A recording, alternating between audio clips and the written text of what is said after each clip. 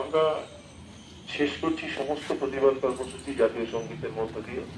আপনারা সবাই অংশগ্রহণ করুন, পতাকাটি সামনে নিয়ে চলে আসুন, জাতীয় পতাকা দুটো সামনে নিয়ে। আজকে আমাদের এই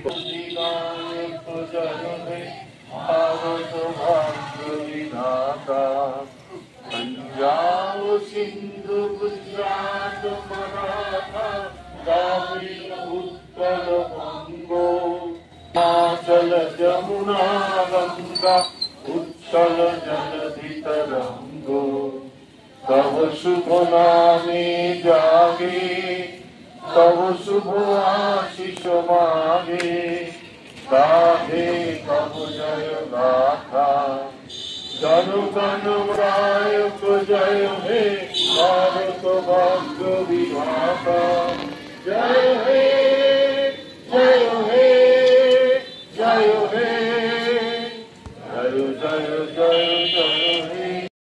কি বলবেন? তিলোত্তমার বিচারের জন্য আমরা সবাই পথে নেমেছি। উৎসবে ফিরতে বলেছেন দিদি, তাই আমরা মহালয়ার দিন যে দেবীপক্ষ থেকেই আমরা শুরু করছি যে আমরাও তিলোত্তমার সাথেই উৎসবেও আছি, তিলোত্তমার সাথে আছি, সবসময় বিচারটা আমরা আগে চাই। আপনার নাম? অর্পিতা বাগ।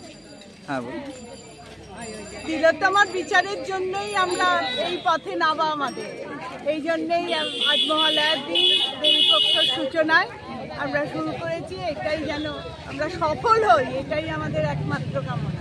বেশিরভাগ ক্ষেত্রে দেখা যাচ্ছে কোনো রং নেই, আমাদের কোনো রং নেই, জাতীয় পতাকা নিয়ে আমরা বেরিয়েছি, কোনো রং নেই। আপনাদের কাদের পক্ষ থেকে, কোন সংগঠন? আমাদের পাড়ার, আমাদের এই সব এই থেকেই আমাদের লড়াই।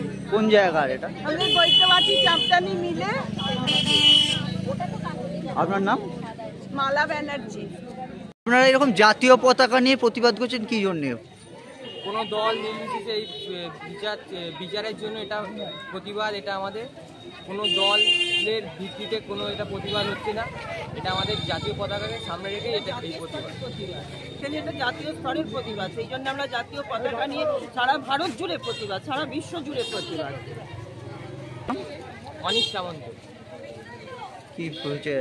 কোনো ছাত্র? হ্যাঁ হ্যাঁ, আমি ক্লাস 10 এ। আজকে একদম ভোট দখলে নেমেছেন, কি বলবেন? এটা তো আমার শুধু কথা নয়, আমাদের সকল শ্রীরামপুরের যত সুশীল সমাজ রয়েছে তাদের প্রত্যেকেরই একই ডিমান্ড, জাস্টিস ফর আরজি কর। সুতরাং আমরা চাইছি সেই জাস্টিসটা কিন্তু ক্রমশ দেখা যাচ্ছে বিলম্বিত হচ্ছে। সুতরাং আমরা এর সঠিক আমরা প্রতিবাদ করছি যে জাস্টিস যত তাড়াতাড়ি হবে, সেটাই জন্য আজকের আমাদের এই পদযাত্রা বেরোনো। আজকে তো এখানে একটা আলাদা তাৎপর্য আছে এই আন্দোলন। মহান আপনারা হয়তো জানেন যে দেবী পক্ষের সূচনা পিতৃপক্ষের শেষ, সুতরাং সেখানে মা অসুর নাশিনী হয়ে এসেছেন। আমরা চাইব যে আমাদের পশ্চিমবঙ্গে যত অসুর আছে সেই অসুরগুলোকে যাতে বধ করা যায়, তাদেরকে যাতে নিশ্চিতভাবে করা যায়, সেই লক্ষ্য নিয়ে আজকে আমাদের পদযাত্রা। আপনার নামটা? প্রদীপ কুমার দাস, ডাক্তার প্রদীপ কুমার দাস।